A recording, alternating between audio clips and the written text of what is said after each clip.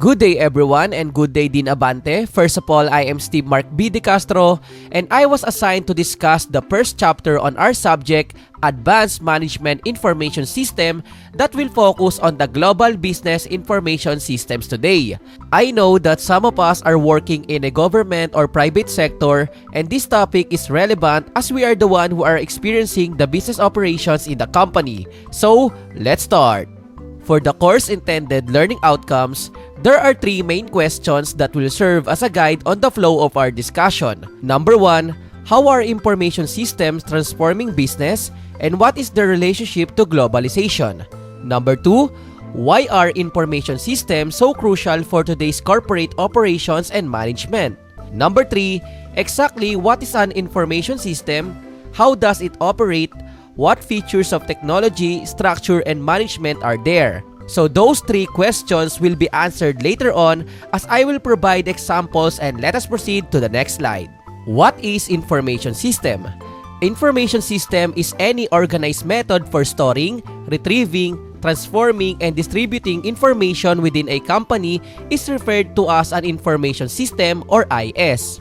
Information systems can also include communication networks, data resources, hardware, software, and people. As we all know, computers and information technology or IT are changing every aspect of our lives, from entertainment to shopping, from the work we do, and even on how to communicate with friends and relatives. Now, it was being observed that information system is dramatically changing the business landscape. Also, it's significantly affecting strategic options and creating more opportunities and issues that managers need to address in many aspects of their business, and that is what we call information system. There are also some of the key impacts of technology and the implications for management. Number 1, business strategy, wherein it deals with collapsing time and distance, enabling electronic commerce. Number 2, organization culture, wherein it encouraged the free flow of information. Number 3, organization structures, making networking and virtual corporations a reality. Number 4, management processes, providing support for complex decision-making processes. And number 5, the workplace, allowing work from home and on the move. As we can observe, information technologies including internet-based information systems are playing vital and expanding roles in business. Also, information technologies and systems are essential ingredient for business success in today's dynamic global environment. Also, talking about the real world of information system, it became as integrated into our daily business activities such as accounting, finance, operations management, marketing, human resource management, or any other major business function. And now, let me discuss to you the fundamental roles of information systems in business. There are three vital roles that information systems can perform for a business enterprise. Number 1, support of business processes and operations. Second, support of decision-making by employees and managers. And last, support of strategies for competitive advantage. Meaning, information system can help all kinds of businesses improve the efficiency and effectiveness of their business processes, managerial decision-making, and work group collaboration, which strengthens their competitive positions in rapidly changing marketplaces. And the question is, what's new in management information systems? The use of technology now extends far beyond the simple desktop computer, especially in the business world. So there are three interrelated changes that are affecting companies worldwide. The first one is the emerging mobile digital platform.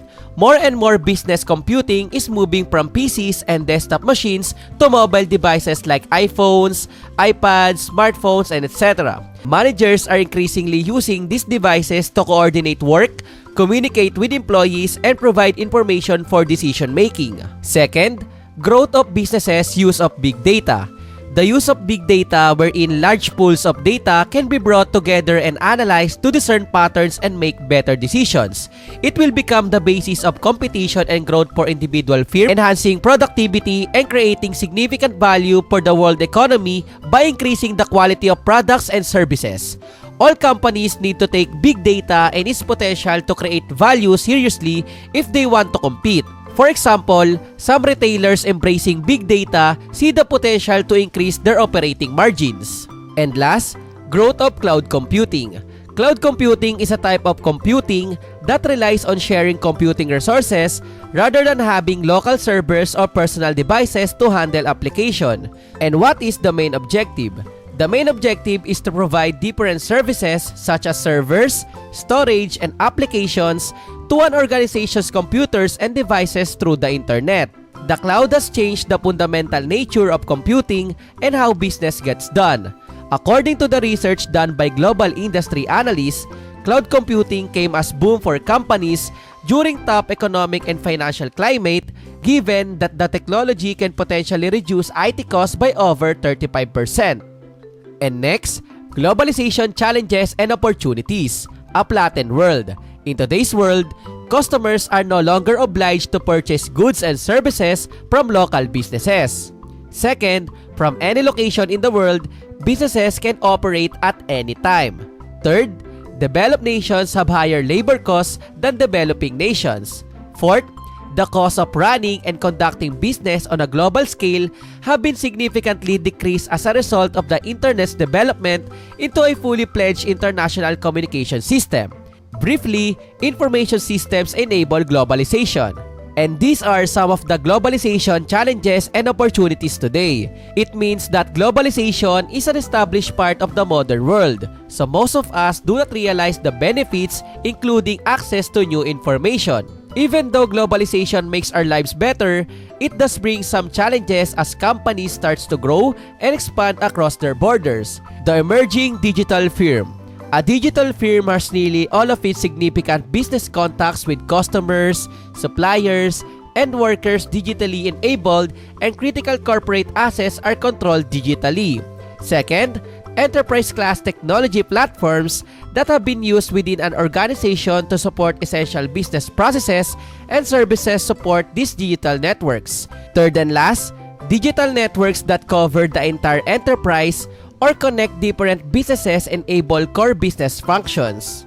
And now, let me discuss to you the strategic business objectives of information systems. Strategic planning for an organization entails long-term policy decisions such as the site of new facility, the introduction of a new product, diversification, and so on. Also, companies rely on IT for fast communications, data processing, and market intelligence. Specifically, business firms invest heavily in information to achieve 6 strategic business objectives.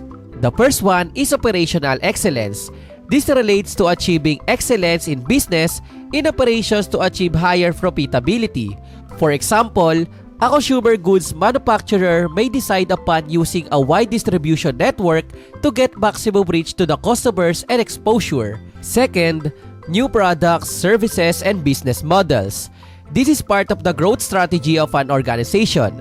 With the help of information technology, a company might even offer an entirely new business model. Third, customer and supplier intimacy.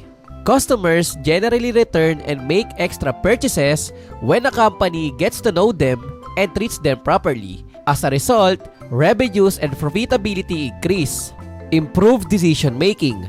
Providing the correct information to the right person at the right time to enable informed decision making is a crucial prerequisite of strategic planning.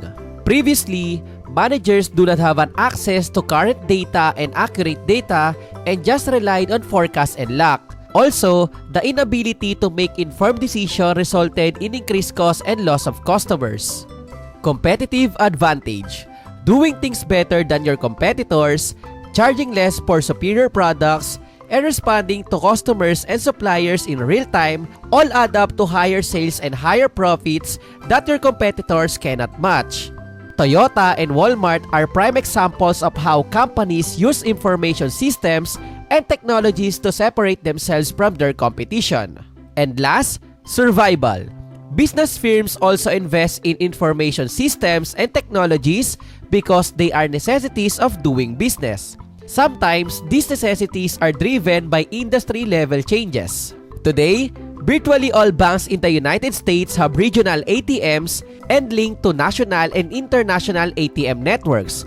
Also, providing ATM services to retail banking customers is simply a requirement of being in and surviving in the retail banking business. Data versus information. Data is a collection of raw facts that may or may not be meaningful for managers.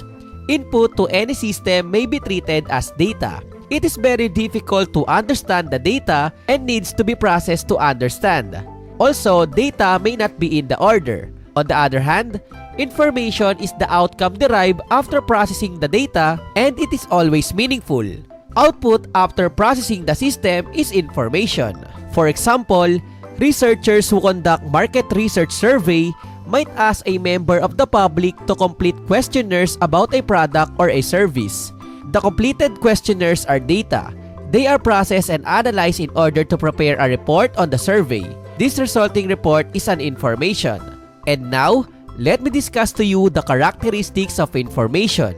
Number 1, availability or accessibility, wherein information is only valuable if it is available on time.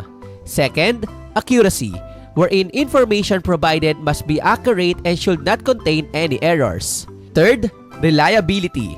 The information should be reliable. Relevance or appropriateness. Information should be to the point and it should contain all the pros and cons of the concerned.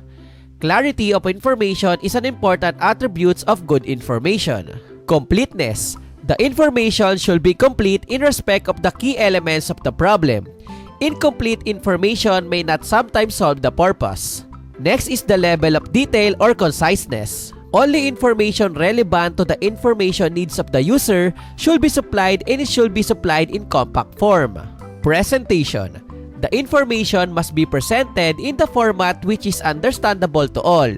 Moreover, different methods can be adopted to make the presentation as appropriate possible for the intended user. And last, timing. It means that information must reach the recipients within the prescribed time frames. The three basic activities to produce information in an information system are input, processing, and output. For input, it captures or collects raw data from within the organization or from its external environment for processing. Normally, input is hardware component of information system. In processing, it converts raw data into the meaningful information. Normally, processing is done by the software. Processing is done either by performing arithmetic or logical calculations on the data or by simply rearranging the data. And last, output. It transfers information produced from processing data to those people who will use it or to the activities it will be used. And now, let us talk about dimensions of information systems. An information system represents a combination of management, organization, and technology elements. The management dimension of information system involves leadership, strategy, and management behavior. Using information systems effectively requires an understanding of the organization, management, and information technology shaping the systems. An information system creates value for the firm or businesses as an organizational and management solution to those challenges posed by the environment. Organizations. These are formal social units developed to the attainment of specific goals. The key elements of an organization are its people, structure, standard operating procedures, organizational politics, organizational culture, and lastly, business function. Next is the management. The job of the management is to make decisions and also formulate action plans to solve organizational problems. Managerial roles and decisions vary at different levels of the organization. Senior managers occupy the topmost hierarchy and also responsible for making long-range decisions, while the middle managers occupy in the middle of the organizational hierarchy who are responsible for carrying out the plans and goals of senior management. The operational managers monitor the day-to-day activities of the organization. Classical models of management. The classical descriptions of management focus on four classical functions of managers like planning, organizing, leading, and controlling.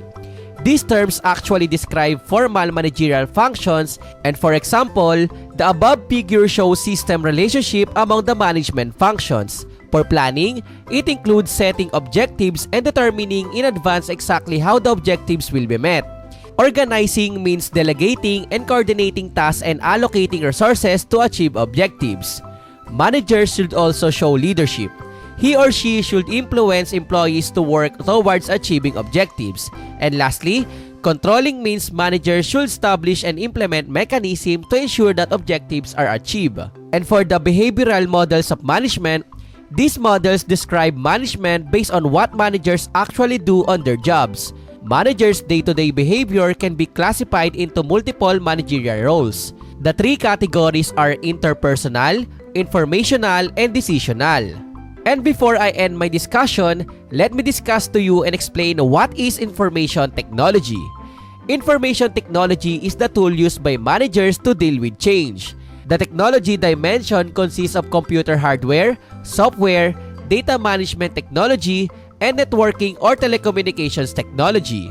The computer hardware is the physical equipment used for input, processing, and output activities in an information system. For computer software, it consists of detailed pre-programmed instructions that control and coordinate the work of computer hardware components in an information system. Data management technology. In order to keep track of all the information stored, we need data management software that is designed to organize the information so that we can readily retrieve what we are looking for. And last but not the least, the networking and communications technology. It includes physical devices and software that link various computer hardware components that transfer data from one physical location to another. And that will be all for my presentation about Global Business Information Systems today. And I hope you learned something new. I appreciate you all for listening. Thank you and have a good day ahead. Bye!